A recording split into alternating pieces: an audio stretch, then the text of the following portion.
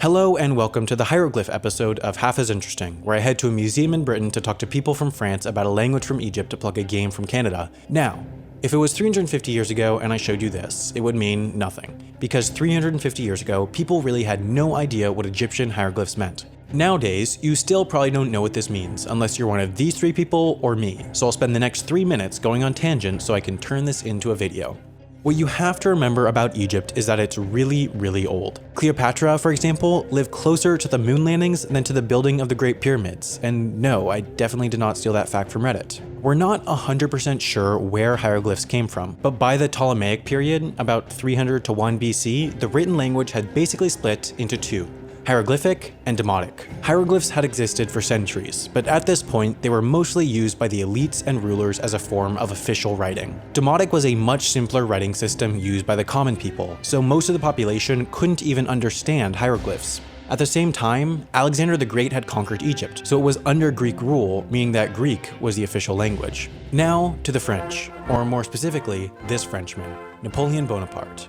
In 1798, Napoleon went to Egypt, headed to Rosetta, found this rock and decided it was his. But then the British came, found it, decided it was theirs, and took it. It was then brought to the British Museum in London, put on display, and then 200 years later, a bunch of game journalists and YouTubers had dinner around it. The significance of the stone was that it had the same text in the 3 different writing systems of Egypt: hieroglyphic, demotic, and Greek. Hieroglyphic and demotic texts could not be understood, but Greek had been spoken and written continuously for thousands of years, meaning that this bottom section could be easily translated. And now for another Frenchman, JeanFranois Champollion. Champollion started to try to translate the Rosetta Stone in 1808, but he wasn't making much progress because in the 5th century, a guy named Horapollo wrote a book about hieroglyphs, which was basically completely wrong, but since he was old and dead, everyone assumed he was right. The main thing that book said was that hieroglyphs were ideographic, as in each symbol represented an idea rather than a spoken sound. Mathematical signs, punctuation marks, and even emojis, for example, are ideographic characters since they mean the same thing in every language and they don't correlate phonetically to spoken sounds. Most of modern language, however, is phonetic, where the symbols represent sounds that make up the spoken words. As it turns out, the hieroglyphic system is a mix of both. The real breakthrough for Champollion came by looking at names. Ptolemy, the king during the Rosetta Stone's inscription, was Greek, so he didn't have an Egyptian name. Therefore, in hieroglyphic text, his name was approximated phonetically. So, since we know what his name sounds like in Greek, by comparing his Greek name and hieroglyphic name, Champollion was able to figure out which sounds the phonetic characters correlated to. That unlocked a huge part of the writing system, and then, from there, researchers were able to figure out much of the rest through context. So what's the Rosetta Stone about? Well, it's ancient tax paperwork, and yet it still manages to be more readable than a W-4 form. But now, the reveal. This hieroglyphic text translates to half as interesting, but not literally. Despite our relative understanding of the language, there aren't exact translations of every English word.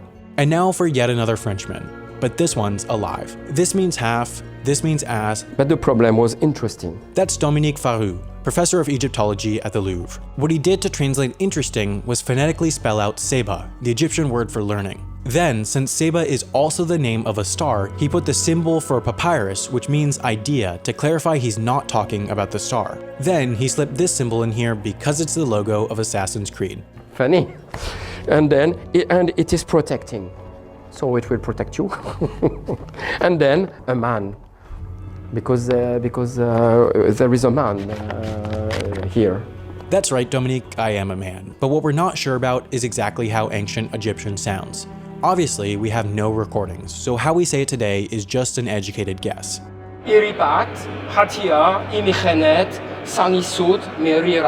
know roughly how the phonetic part sounds, but everything else is made up, so speaking today would sound like nonsense to an ancient Egyptian.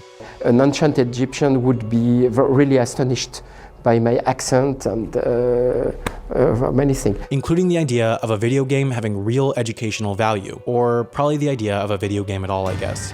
Assassin's Creed Origins comes out the day after this video goes out, and it's a pretty awesome game because they've completely and accurately recreated the entirety of Ptolemaic Egypt so that you can learn things. I had a conversation with their dev team, and it's clear to me how much pride they take in historical accuracy. They're even releasing a special game mode called Discovery Tour, which essentially turns the game into an interactive museum in ancient Egypt. So, if you like history and seeming smart and video games and learning things and me, make sure to check out the game with the link in the description.